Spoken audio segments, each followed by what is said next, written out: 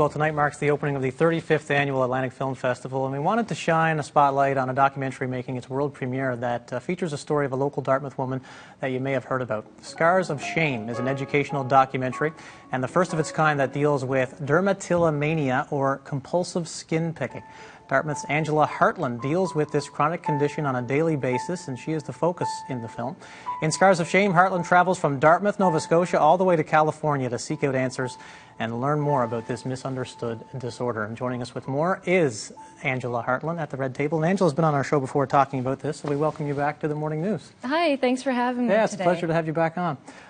Tell me a bit about what people are going to find and what people are going to see in this documentary, Angela, Scars of Shame.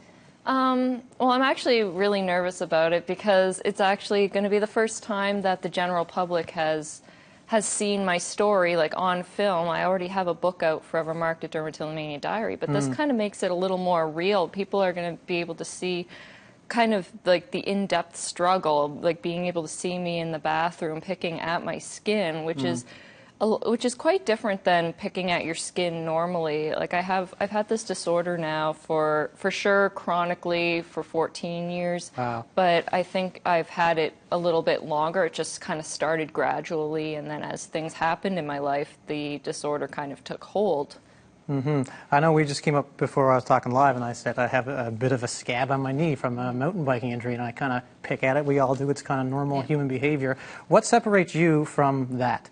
What separates me from that is that there's something in my brain that tells me kind of that I can't stop doing it, that I need to accomplish some kind of goal or feel better. And sometimes it's not even a focused, I guess, picking session, as they call it. It's more automatic, so I might just be sitting here going like this. But a lot of things have changed for me since the documentary was filmed, including a chance at recovery. Okay, excellent. We're showing some clips and visuals of the film. Have you seen the whole thing in full yet? Or Yes, I What do you have. think of it?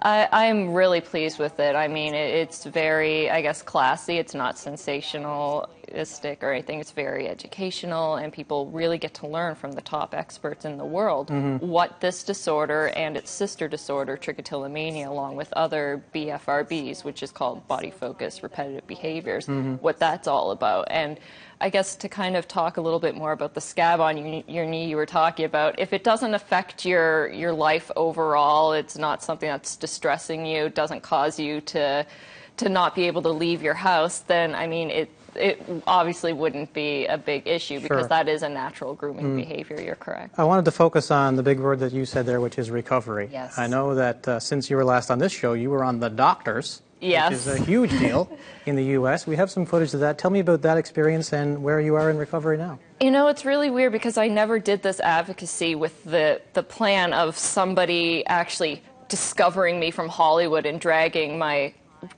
down there and giving me the chance for recovery, because there's no professionals in Nova Scotia that can help me, or anybody else in my BFRB Halifax group, which is now over 30 people. Oh, wow. So, I mean, I keep finding people keep finding me, and we're all alone. We can't really even work with the mental health organizations that well because they don't really quite understand what BFRBs are. And so I hope to shed an awareness on BFRBs through my personal work and through the Canadian BFRB Support Network, which is headquartered in Toronto. And you're doing very well now in the recovery process, right? I am doing really well. This was the first summer that I could really comfortably, or ever really, wear shorts. Ever since I started picking at my legs when I was 13, 14, and then I started wearing shorts. And I'm close to 30 now, so I mean, being able to wear it for the first time and feel the breeze up against my legs has been absolutely amazing. Very cool stuff. Well, we're looking forward to seeing the world premiere. You're going to be a world premiere documentary this weekend at the film festival. Yes.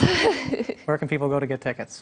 I believe they can go to the box office to get the tickets, or right there at the door. And also more information on your Facebook page as well, right? Yes, on facebook.com/Scars of Shame. Excellent. Well, we're glad to hear that you're doing better. The recovery process is coming along quite well, and we'll have you back on the show at a later date as well to talk more about it. All right, thank you. There's Angela Hartlin right there. The film is called Scars of Shame. World premiere at the Atlantic Film Festival, September 19th at noon. That's at Cineplex Park Lane, Theatre 7. There's also going to be a question and answer following the film. That's correct, right? Yes. Which Angela will be a part of course. Facebook.com/Scars of Shame as well for more information and to get in touch with Angela personally.